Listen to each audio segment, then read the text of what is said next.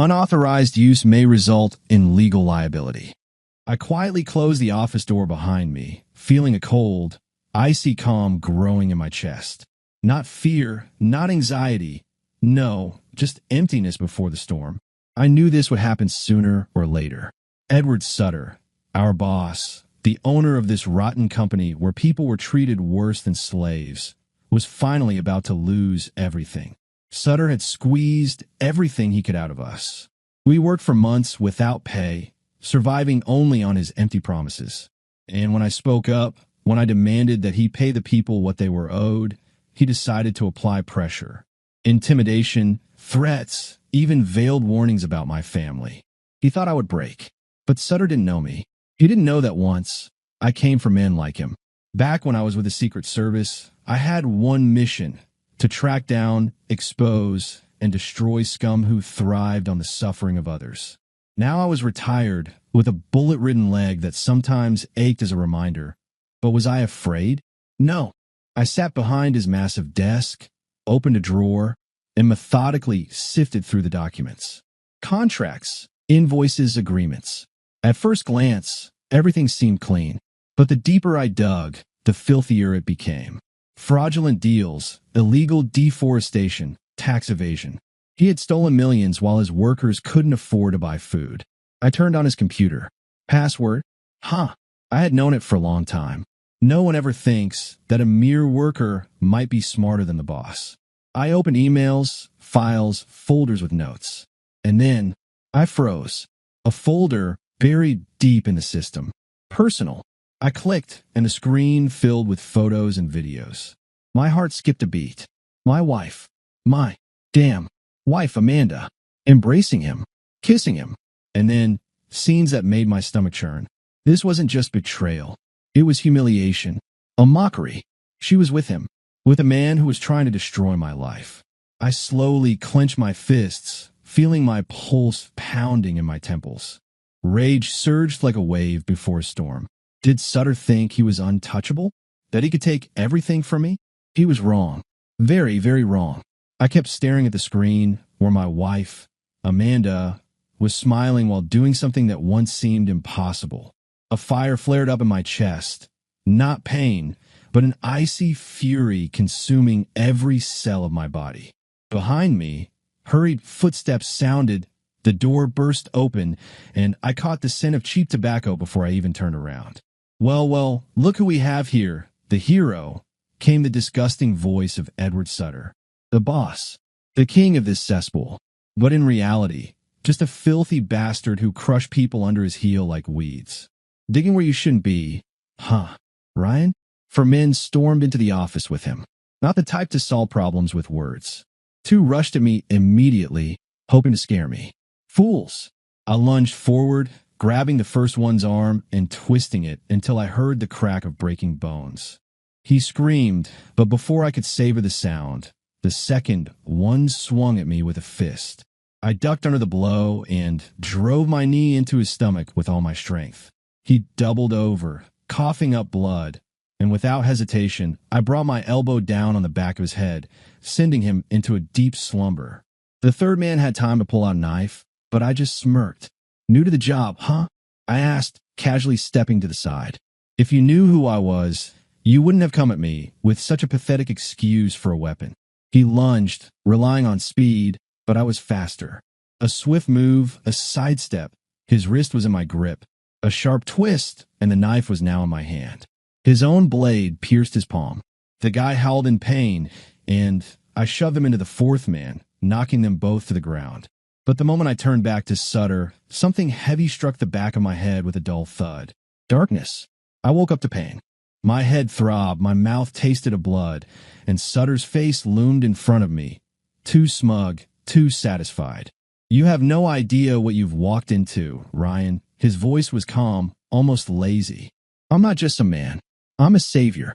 I feed these bastards, give them work, a roof over their heads, some kind of meaning in their pathetic lives. Without me, this place would be nothing but a rotten, empty hole. None of you worms are worth a damn thing. I blinked, trying to focus, then spat on his shoes. Without you, at least these people would have a chance. You piece of filth.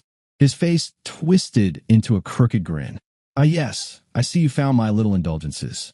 I tensed, but I had no choice but to listen. Amanda, what a woman. You know, Ryan, you never deserved her. She resisted at first, of course, but then she started to enjoy it, especially when I let her please me on command. The moment I snapped my fingers, she drops to her knees. I clench my teeth, struggling against the ropes binding me. Shut up. Oh no, don't silence me just yet.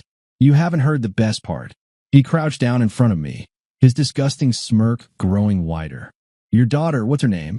I said nothing, but he wasn't waiting for an answer. Such a sweetheart, he continued, staring into my soul with his washed-out blue eyes. Looks just like her mother, but even fresher. You know, I've always been curious, what's it like to have a mother and daughter one after the other? I think when you're gone, Amanda won't mind. My chest tightened so hard I could barely breathe. I lunged forward, but two men held me down while a third drove a fist into my stomach, knocking the air out of me. You're nothing, Ryan. Just an insect that dared to crawl out against its master. But I'm merciful. I'll give you a tour. He waved to his men. Take him to Devil's Swamp. Let him rot there. But first break everything you can. I want him to know what it feels like to be worthless. I looked up at him. Sutter, listen carefully. He raised an eyebrow, tilting his head slightly. You just made the biggest mistake of your life. He laughed, wiping away an imaginary tear. Oh, really? And what mistake is that? I smiled, letting the blood drip from my lips. You left me alive. Look at him still cocky. Well, soon enough, you'll be whimpering like a beaten dog, begging for mercy. Get this bastard out of my sight. Sutter barked. They dragged me out of the car like a sack of garbage and threw me onto the wet ground. The dim glow of the headlights illuminated the thick swamp. Frogs croaked somewhere in the distance, and the air was heavy with the stagnant stench of decay. A perfect place to die. Too bad it wouldn't be me. Well, hero, one of the goons chuckled, crouching over me. Welcome to your new home. Hope you're not afraid of bugs. Then again, you're just a bug yourself, aren't you? Ah. The second one laughed, while the third pulled out a crowbar and casually struck me in the stomach. I felt the air explode out of my lungs, but I didn't even groan, just curl my lips into a smirk. What's the matter, kittens? Think I'll just die like that? I rasped. Oh, he still talks.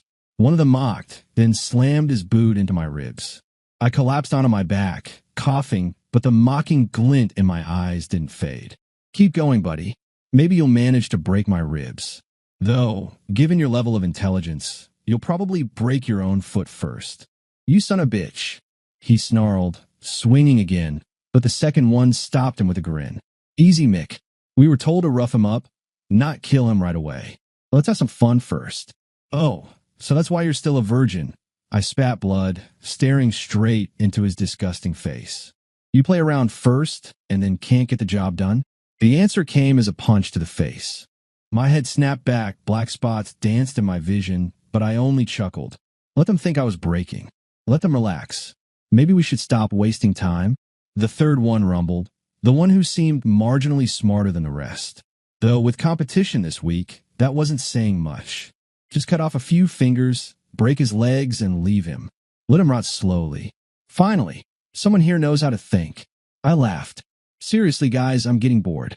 At least Sutter could lie beautifully. You're just a bunch of idiots who can't even beat up a cripple properly. You little. That's when I saw my moment. One of them had let his grip on my arm loosen just slightly. That was all I needed.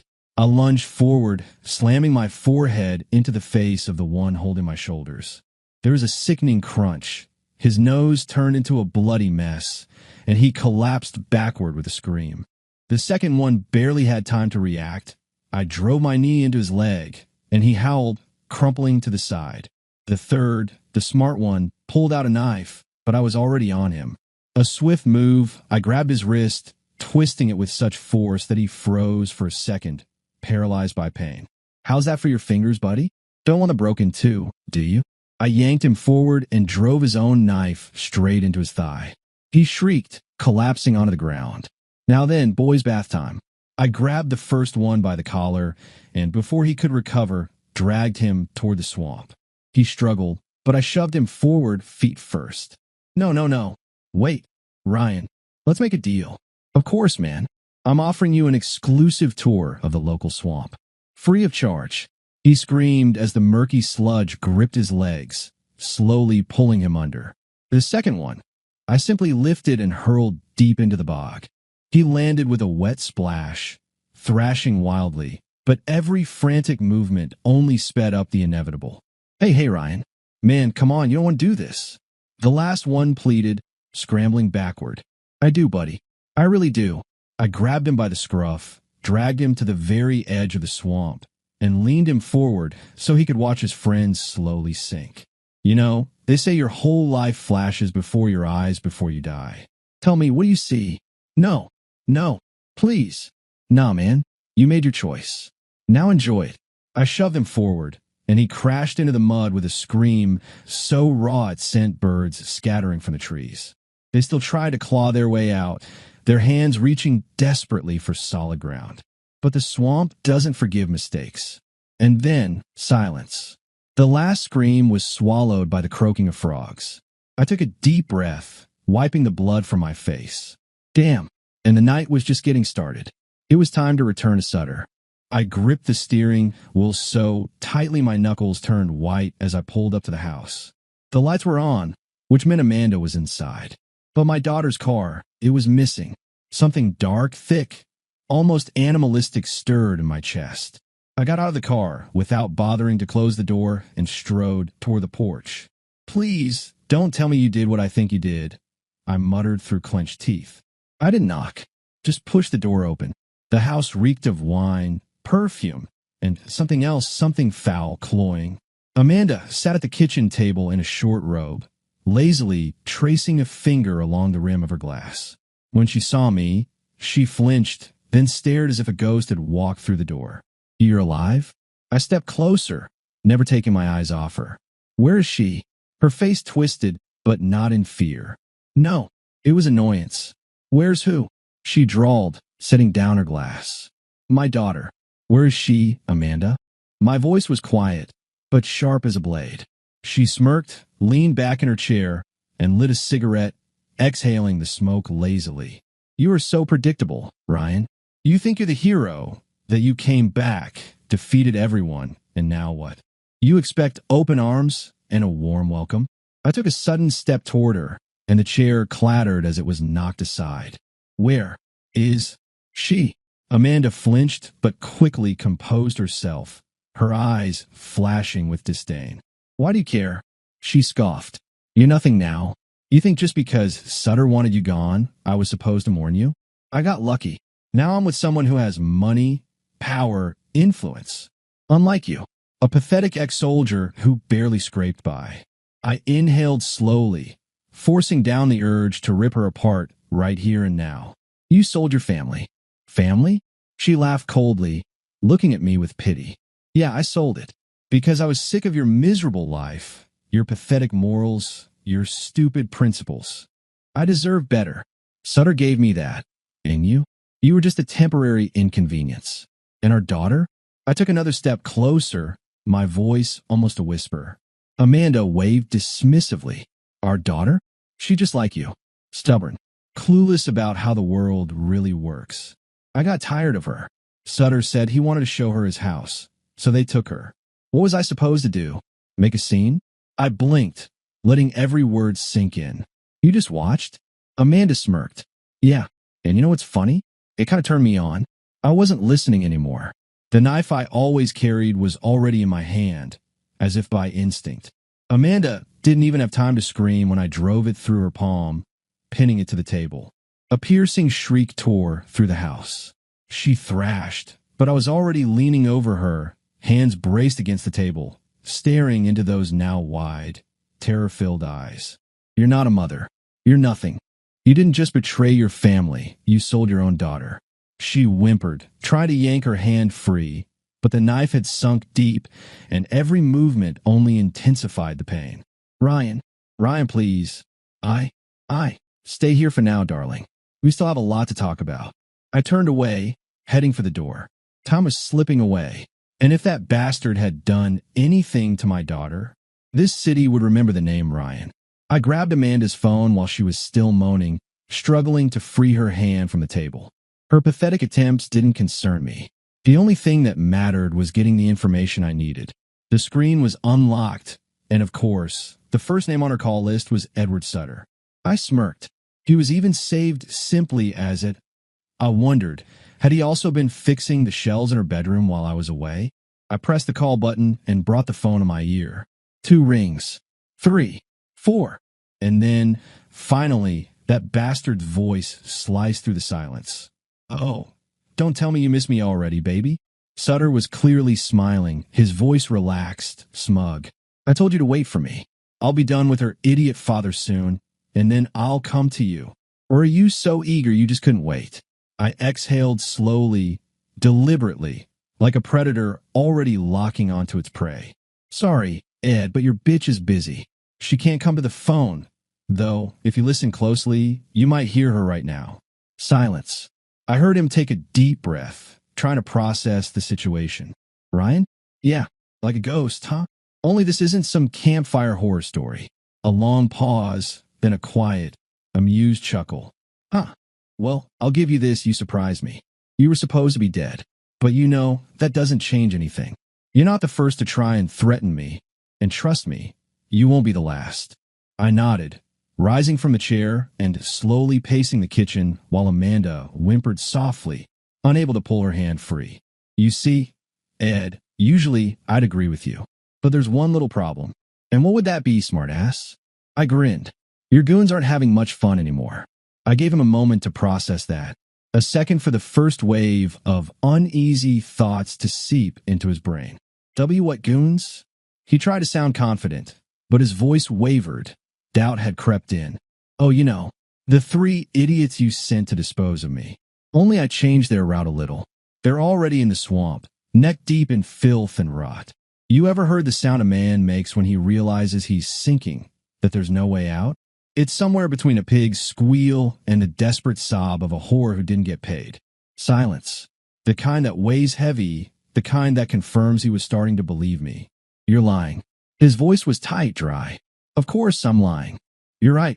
After all, I'm just a dumb ex-soldier, aren't I? No power, no money.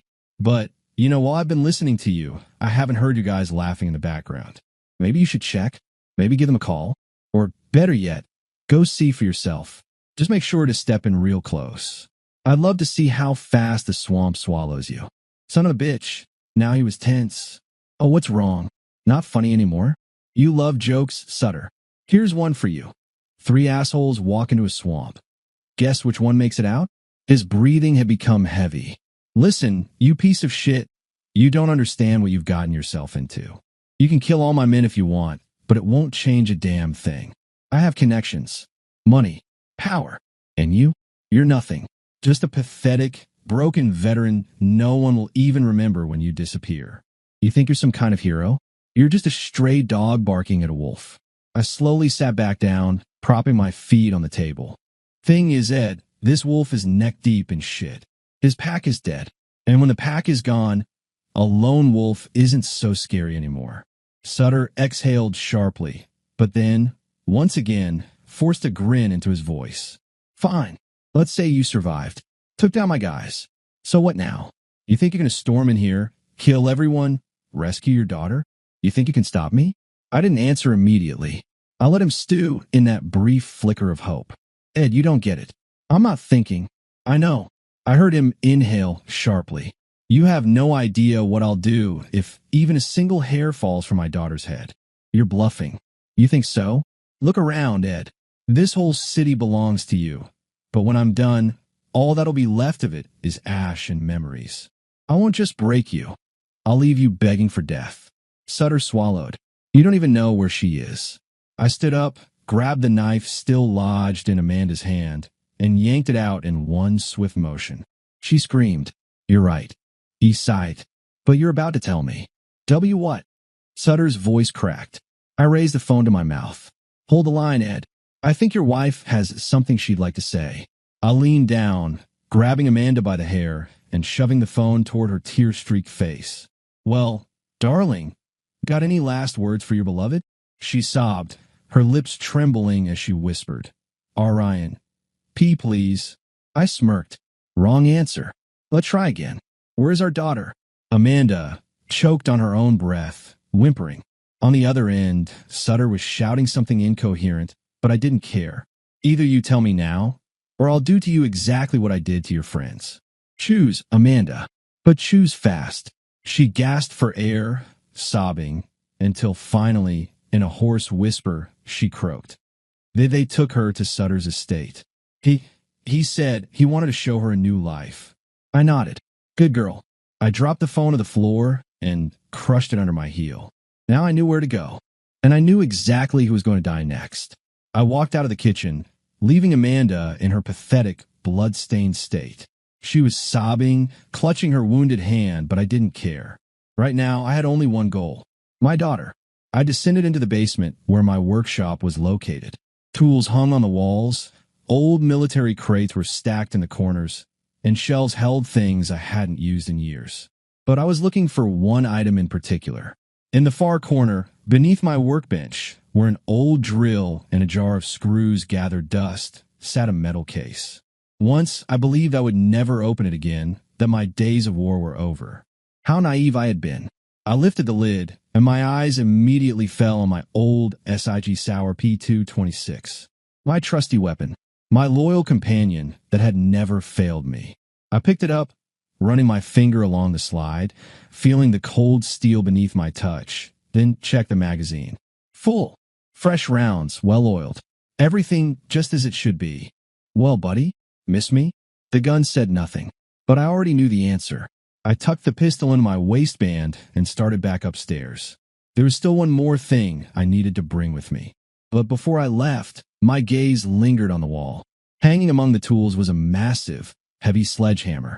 A long wooden handle, a solid iron head that could cave in a skull with a single swing. I stopped, narrowed my eyes, reached out, and took it down.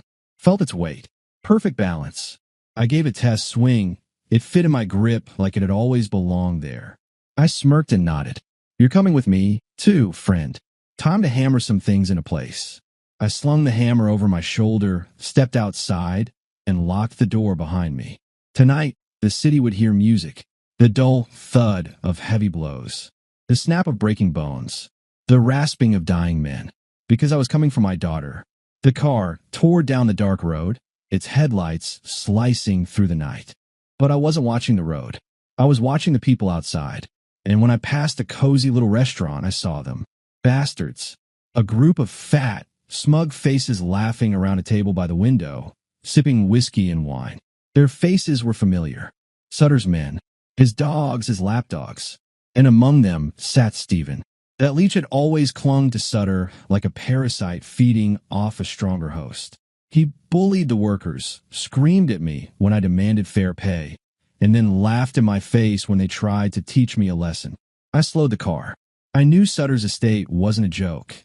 There would be security, cameras, possibly even armed guards.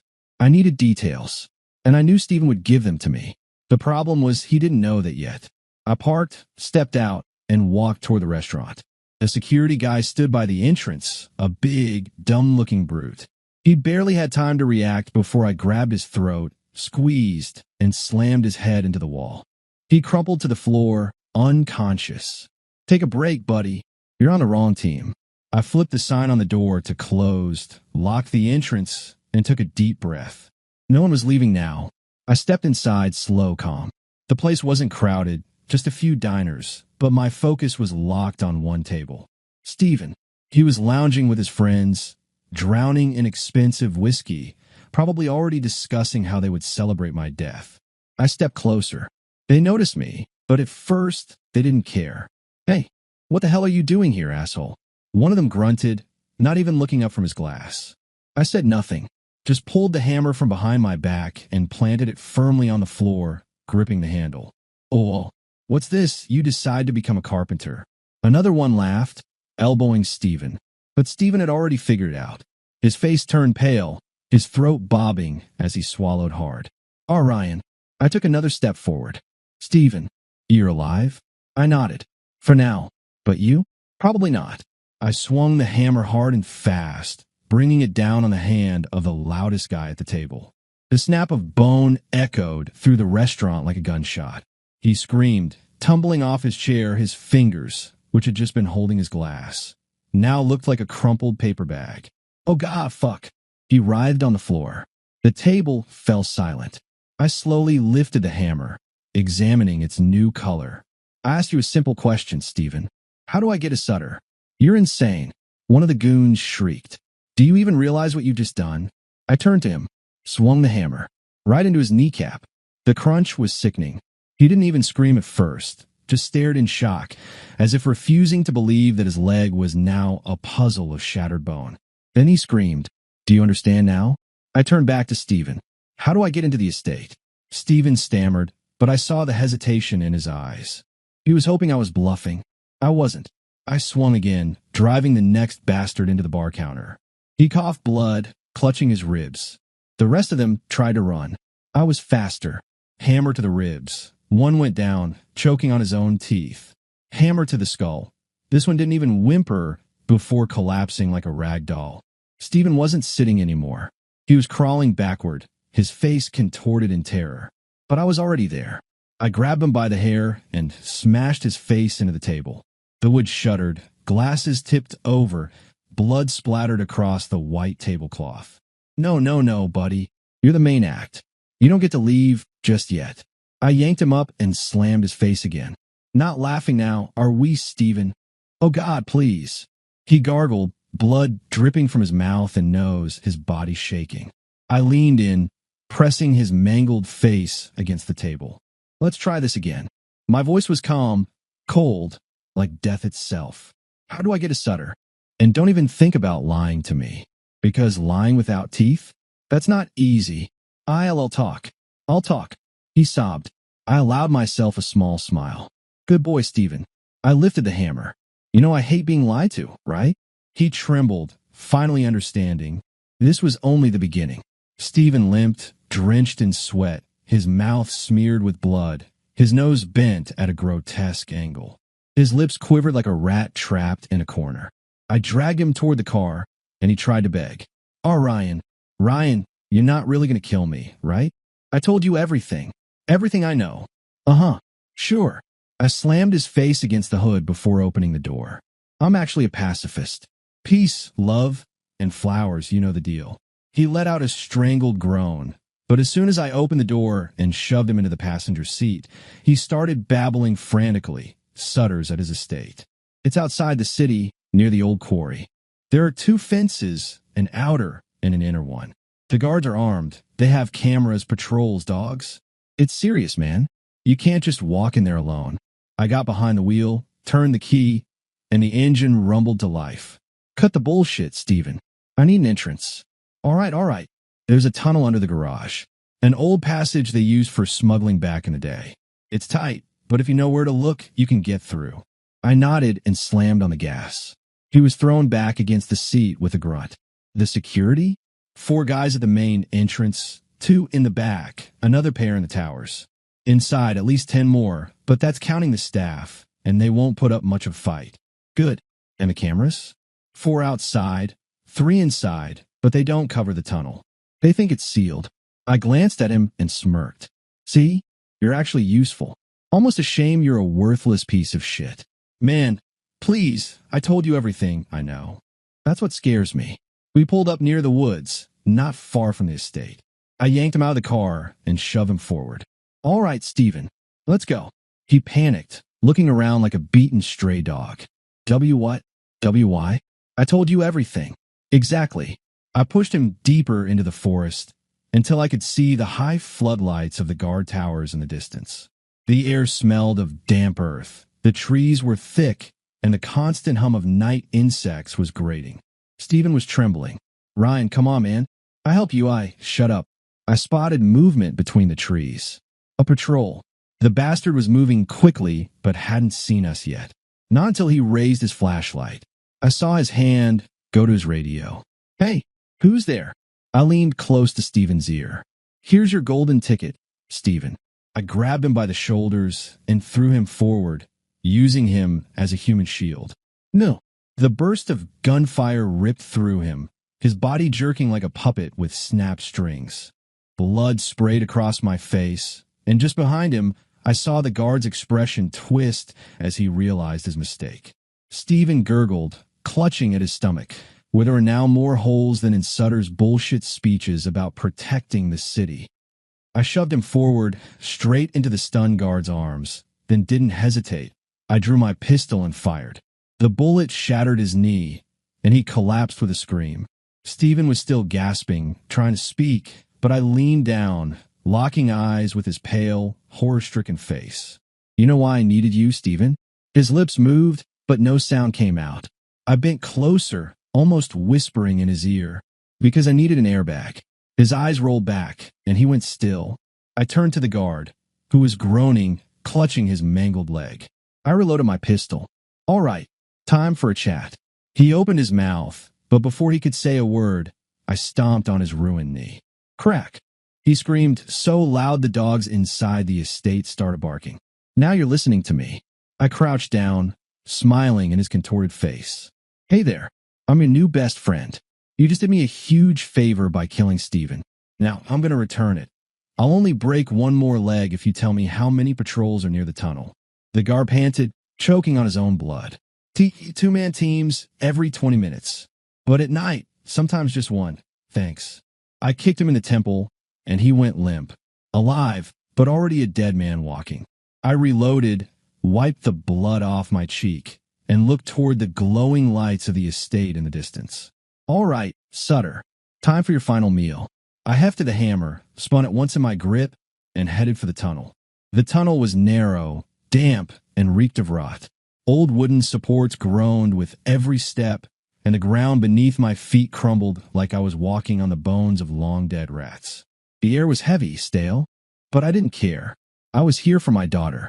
My fingers gripped the pistol tight, the hammer swung against my shoulder. Stephen had been good for one thing. His tongue worked better than his bones. Now, I had a map of this place, and I was about to redraw in blood. The light ahead grew brighter. I heard footsteps echoing through the tunnel. Someone was patrolling the exit. I pressed myself against the cold wall. Waited. The steps got closer.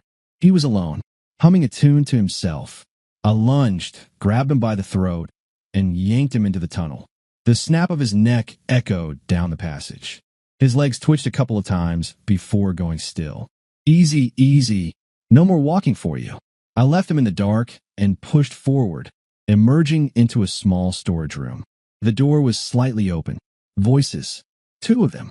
I took a deep breath, adjusted my grip on the hammer, measured the distance, then kicked the door open. The first guard barely had time to turn before my hammer crashed into his temple, smearing his brain across the wall. The second drew his gun, too slow. My hands moved on instinct.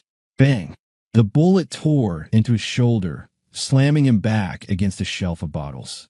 He screamed, clutching his wound, but I was already there. Shush, don't make a mess." I grabbed a bottle from the shelf and shattered it against his head. He crumpled, silent. I stepped into the hallway. Now I was inside the estate. It smelled like money and death. Thick carpets, gold trim, paintings on the walls, but I wasn't seeing that. I was seeing the blood that was about to cover these walls. I moved forward, following the layout in my head. I needed to go upstairs. Voices. 2 guards lounging near the stairwell, chatting about something meaningless. One was smoking, the other twirling a knife in his fingers. I stepped into view. They noticed me too late. I grabbed the first one by the hair and slammed his face into the wooden paneling. The second one jumped, reaching for his weapon, but my hammer was already swinging. Crunch! Scream. His knee exploded, and he collapsed, clutching his shattered leg. "Fuck you." I knelt beside him, holding the hammer over his head. "I know, I'm gorgeous." I brought it down. His skull caved in like a rotten fruit. I kept moving. Blood dripped from the hammer. My boots left prints on the expensive carpet. Music played from the top floor. I was close. 2 doors ahead. I took a deep breath, raised my pistol, and kicked them open. Sutter stood in the center of the room, holding my daughter by the hand. My jaw tightened. "It ends now." I stood in the doorway, gripping my pistol in one hand and the blood-stained hammer in the other. Sutter held Scarlet by the wrist. Even through all his forced confidence, he couldn't quite hide the way his face twisted with fear for a split second. Ryan, you're alive. His voice wavered before he forced himself back into composure, flashing his usual smug grin. I've got to admit, you surprised me. Thought you'd be rotting at the bottom of the swamp by now. And yet here you are, playing Terminator? I took a slow step forward.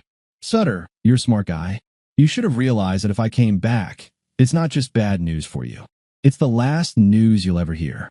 He still tried to keep up the act, but I saw his fingers tighten nervously around my daughter's wrist. You think you've won, huh? You, alone, against me, against my entire system? You, a pathetic— I didn't let him finish. Scarlett, sweetheart, close your eyes. Dad, do it. She bit her lip and obeyed. I pulled the trigger. The bullet shattered the light above us, plunging the room into dim chaos. And in the same breath, I hurled the hammer at Sutter. It wasn't a killing throw, but a calculated move. He flinched instinctively, his grip on Scarlett's wrist loosening just enough. That was all I needed. Run. Wait for me outside. She didn't need to be told twice. Sutter screamed, realizing he had just lost his only bargaining chip. You son of a— He reached for a gun in his pocket, but I was already on him, my fist slammed into his throat. He collapsed onto his knees, gasping for air, clutching his neck. I told you we needed to talk, but you always go straight for the gun.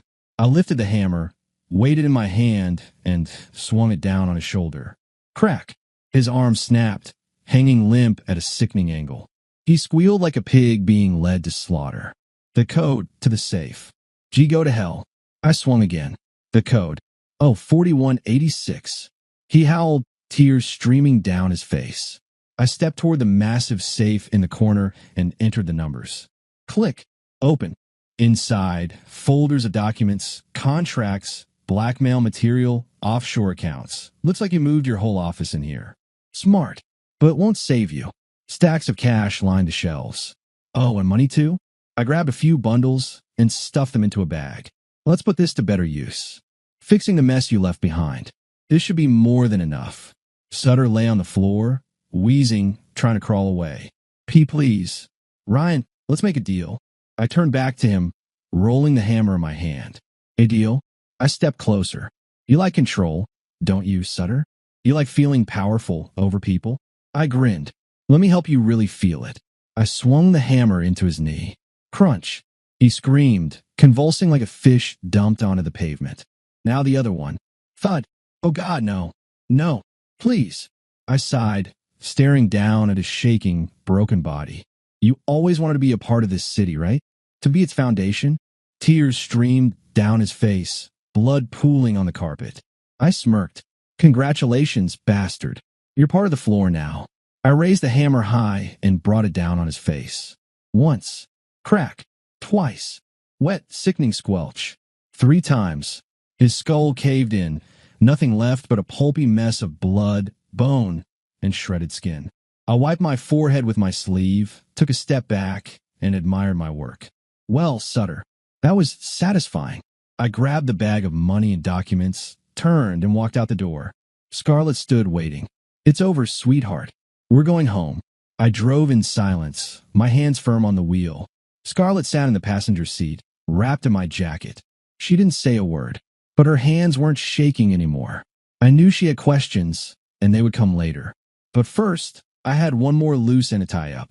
When I walked into the house, Amanda was already waiting in the living room.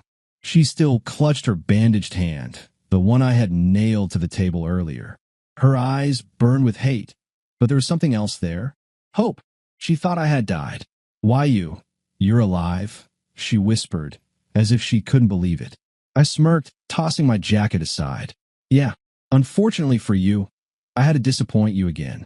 She swayed slightly on her feet, pale, eyes flickering with rage.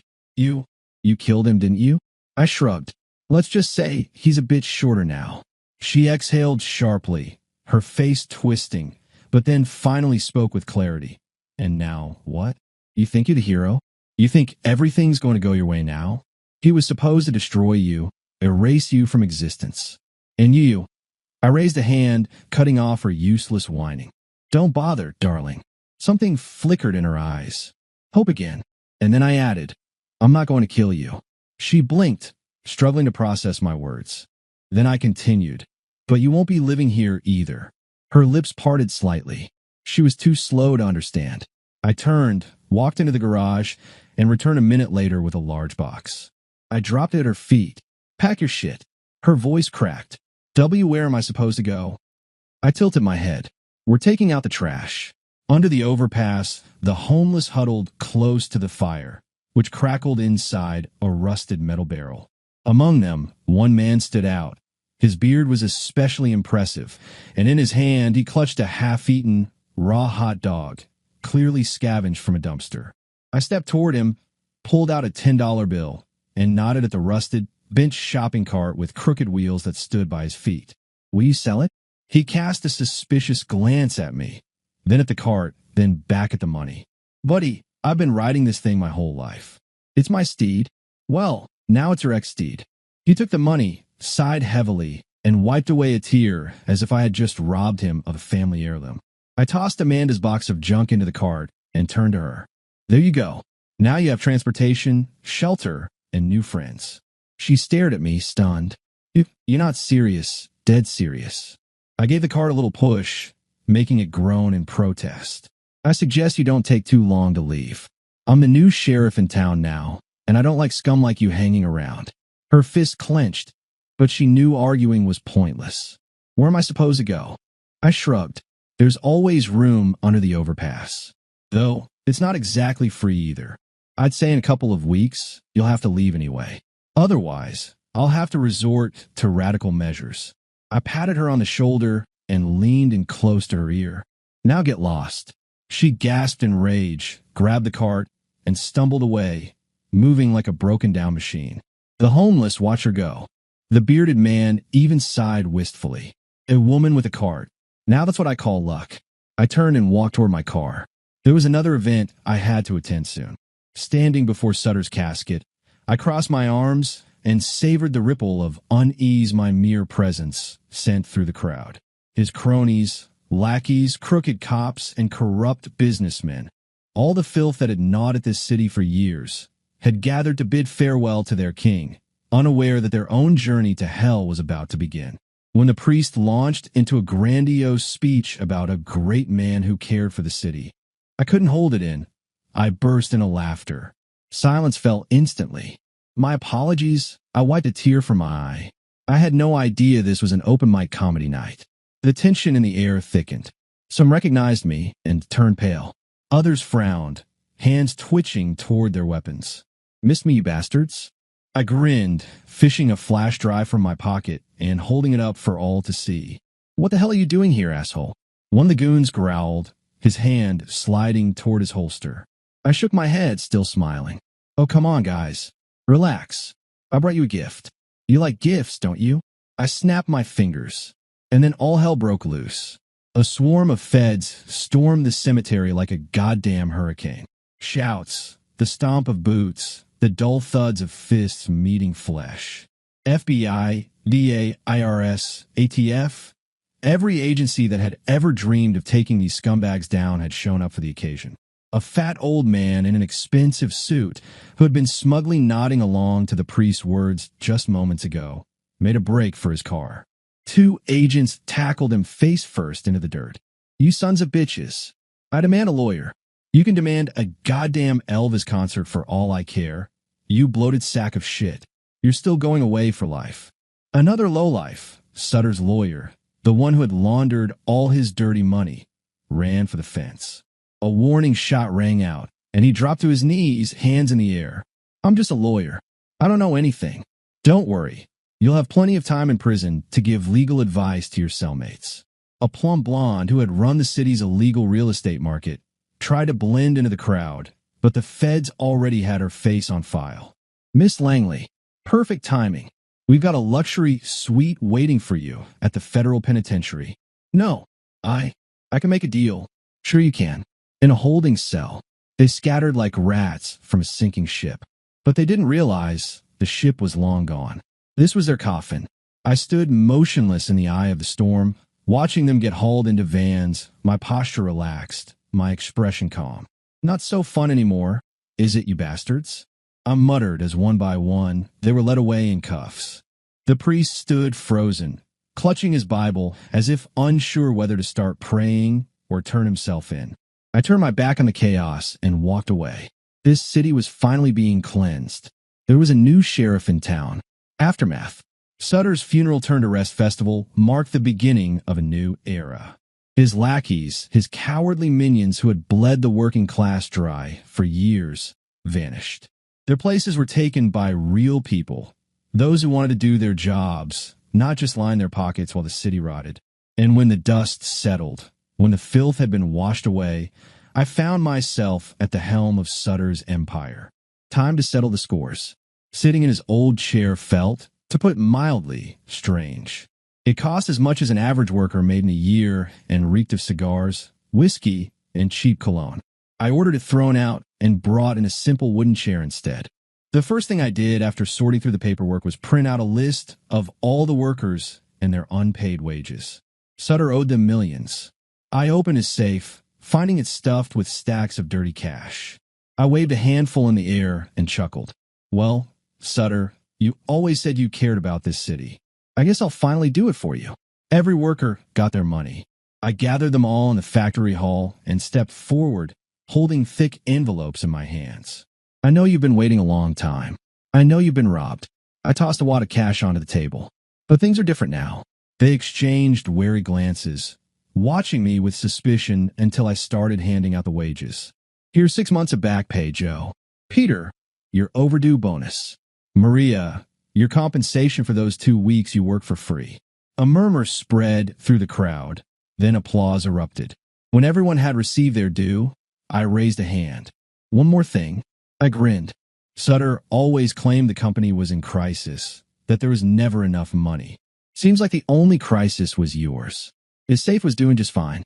I gestured behind me, and the workers saw the bags, stuffed full of bills. So today, each of you get a little bonus for your inconvenience. The crowd roared with excitement. From that day forward, the company operated differently. No more delayed paychecks. No more unsafe working conditions. No more threats. No more penalties for made-up mistakes. People no longer feared the company. They respected it. And you know what happened? Business thrived. Because when honest people get to work honestly, money flows like a river. Only now, it flowed into the hands of those who truly earned it. The city could breathe again. At first, I didn't notice. But after a few months, I realized the city had changed. It looked brighter. Gone were the sleazy bars where gangsters brokered deals. Gone were the brothels run by Sutter's scum. Gone were the debt collectors who bled poor families dry. In their place, new shops and businesses sprang up. Smiles returned to the streets. People no longer walked with slumped shoulders, knowing their fate rested in the hands of corrupt bastards. Now, they walked with their heads held high. They earned fair wages. Children went to school without the fear that tomorrow their parents would have everything taken from them. For the first time in years, the air in this city was light. And for the first time in years, I could breathe too. A life without looking over my shoulder. Scarlett was happy. For the first time in a long time, she laughed, truly laughed. We bought a new house. Not a mansion, not a palace, but a cozy home with a wide front porch where we could sit in the evenings and drink tea. She went back to school, no longer glancing over her shoulder. I worked, but no longer lived for work. I lived for us. One evening, as I was fixing the car, Scarlett came up to me. Dad, you're not going to do what you used to do anymore, right? I wiped my hands with a rag, looked at her, and smiled. Don't worry, sweetheart. I'm just a lumber company owner now. She smirked. Sure, Dad. Of course. I shut the hood and wrapped an arm around her shoulders. You know what? What? I like it. The city was finally a real home. No fear. No pain. No past. Just us. And a future worth living for.